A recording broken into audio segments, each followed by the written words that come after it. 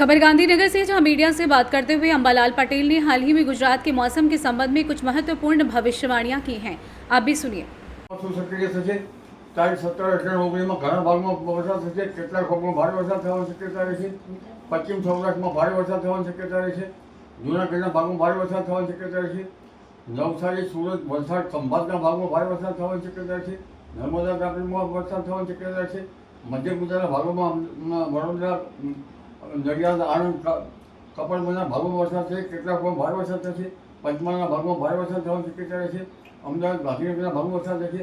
મહેસાણા, ઉત્તર ગુજરાતના ભાગમાં પાટણ તેમજ મહેસાણા, બનાસકાંઠા, સાબરકાંઠા, અરવલ્લી, હિંમતનગરના ભાગમાં વરસાદ થશે।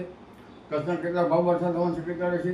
પણ ઉલ્લેખનીય છે કે તારીખ 26-30 ભારેથી અતિભારે વરસાદ થવાની શક્યતા રહેશે, જેમાં જૂનાગઢના ભાગમાં અતિ ભારે વરસાદ થવાની શક્યતા રહેશે। પશ્ચિમ સૌરાષ્ટ્રના ભાગમાં કેટલાક ભાગમાં અતિભારે વરસાદ થવાની શક્યતા રહેશે। સુરત, વલસાડ, આહવા તેમજ તાપી અને નર્મદામાં ભારેથી અતિભારે વરસાદ થવાની શક્યતા છે। વડોદરાના કેટલાક ભાગમાં અતિભારે વરસાદ થવાની શક્યતા છે। ઉત્તર ગુજરાતના ભાગમાં પણ ભારે વરસાદ થવાની શક્યતા છે। પંચમહાલના ભાગમાં ભારે વરસાદ થવાની શક્યતા છે। ઉલ્લેખનીય છે કે તારીખ 26-30 કેટલાક ભાગમાં પૂરની સ્થિતિ રહી શકે, કેટલાક ભાગમાં વિકટ પૂરની પરિસ્થિતિ રહી શકે।